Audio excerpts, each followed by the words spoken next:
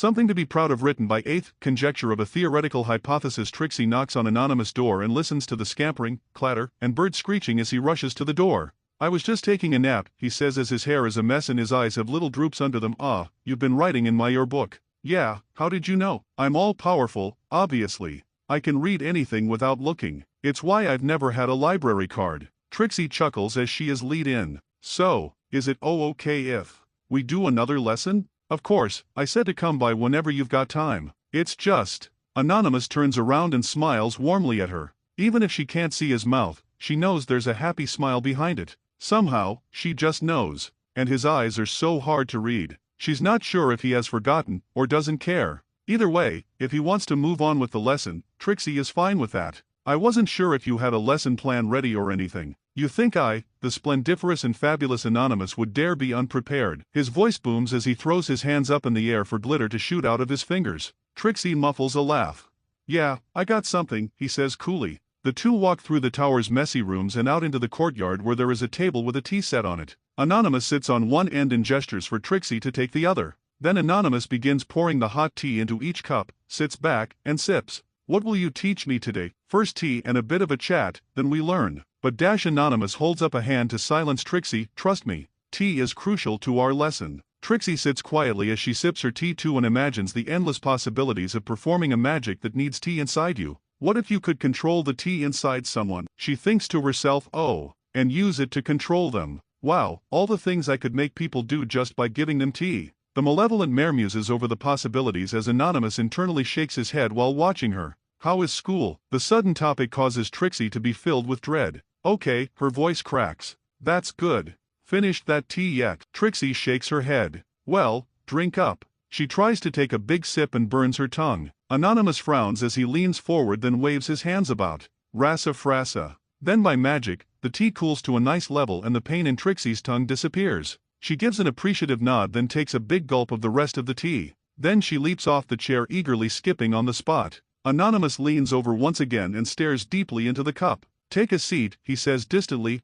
Interesting. What is? I'm using your tea leaves to read your future. Tea leaves can do that. No, of course not. What would tea leaves know about precognition? But you said you were using them to read the future. Yeah, I am reading the future. The leaves are just something to look at while I do it. I don't get it. Let me explain. Oh, well, what is it? It seems many years from now, you are going to make quite a few bad choices. Acting, not thinking, that sort of thing. But then, you'll do your best and make a lovely friend. She seems like a nice girl. Do hold on to that one. Could you explain more? She says with her hooves on the table, in a desperate fear of future failure. I can't do that. Anonymous shakes his head. It could lead to too many changes and I can only remember so many timelines. They sit in silence for a while. Anonymous gets lost in thought as Trixie looks around at the various plant life. The place seems a little more alive now. A few strange birds likely never seen before to ponykind can be seen making nests, some strange bugs flutter around, and a fish leaps out from the fountain Trixie could have sworn had no water in it during her last visit.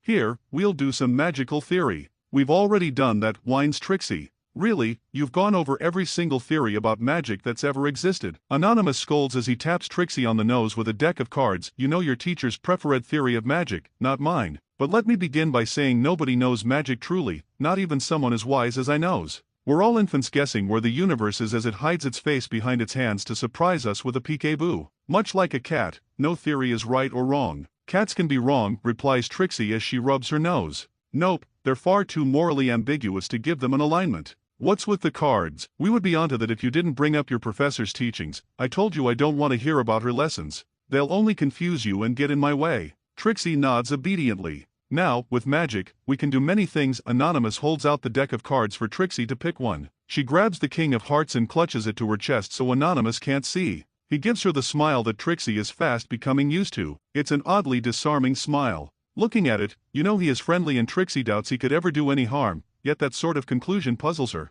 No smile could ever say that. Otherwise, everyone with a Molly Couse intent would work tirelessly to master it. But somehow, she knows. We can exchange, he announces as he holds up the King of Hearts. Trixie looks down at the card in her hoof to see it is now the King of Spades and a smile spreads across her face. Or move. As he grips the king, he slides his fingers to reveal the second card, the King of Spades. Now there is nothing in Trixie's hooves. We can even change. Anonymous brings the cards back as one, then gives it a complete spin in his hand to reveal the card is now a green king with a wizard cap as the suit symbol. And then Trixie notes that the little king on the card has a striking resemblance to the human holding it. At times we can destroy, he declares as the card in his hand combusts in an instant, leaving not even ash. And my favorite is that we can create. Anonymous' hand rests on the table, then as he slides it back towards him, he reveals a purple jack card of the wizard cap suit. But this picture looks like an older Trixie rearing back while wearing a wizard hat and robe. Trixie leaps onto the table to get a closer look at the card. Anonymous smiles at her as he puts the deck of the cards away.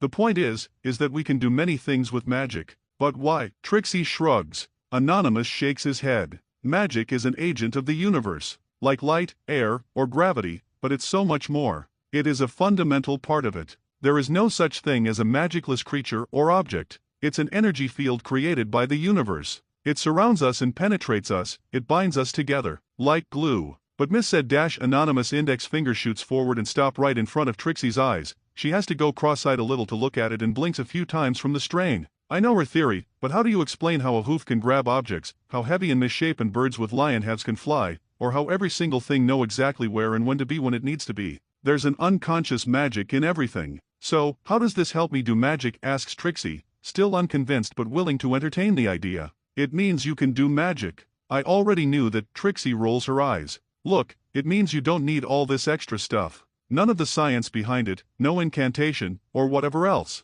Magic keeps the universe together. Say, for example, it knows how to correct history when it goes off course a little, then it's no trouble at all to fix your spell if you mess it up a little. Just do. Just do. Trixie scornfully repeats, I don't think you could be any less help if you tried. Now it's Anonymous' turn to roll his eyes. Gimme a sentence. What? A little plain and boring, but fine. Now name a color. Blue. Now watch, he declares as he turns around and casts a spell on the fountain while saying, what? And before her very eyes, the fountain turns into a bright and glittery blue as the new sheen reflects the water and fish that are swimming around in it. I've seen you use nonsense words before. I bet that has to do with you being powerful. Anonymous puffs out his chest and shines his knuckles on his robe. Well, yes. I am rather splendiferous. I'm not like you. Well, obviously, but I'm not teaching you how to use my magic, I'm teaching you to use yours. But you're not making sense. Crouching down low, with his knees coming up to his head, Anonymous meets at eye level with Trixie. As if on cue, he smiles. This time, however, Trixie is annoyed by it, feeling scorned by the fact that he would try to comfort her at a time like this. While Anonymous means no ill will behind his smile. He knows Trixie thinks he treats her like a kid, but once you reach an age like Anonymous, you learn that sort of thing is all the same in a general sense. Professor Inkwell is a remarkable teacher. She is able to break down all the components of magic, elements, and agents to explain with formula. That makes it easy for the ponies who prefer logic. The magic I am teaching you is, as I am sure you understand now, intuition. You feel the magic and apply it. But how? I told you, don't bring your professor's lessons here. They'll only confuse you. So, you basically want me to start at ground zero. Well, not entirely. You did a little bit of fire magic already. So, more like ground one. That's got to feel a little better, right? Trixie gives him a distasteful glare, but it doesn't hold long. As she thinks over how lost she is in Inkwell's lessons, there's a sense of what have I got to lose that leads Trixie to resign to fate. She nods and Anon smiles. Excellent, he finally adds before looking upwards to the now night sky, you best get back. I'll see you again when you have time. Thanks for watching, and if you enjoyed the video make sure to like and leave a comment and share it with a friend. See you all later.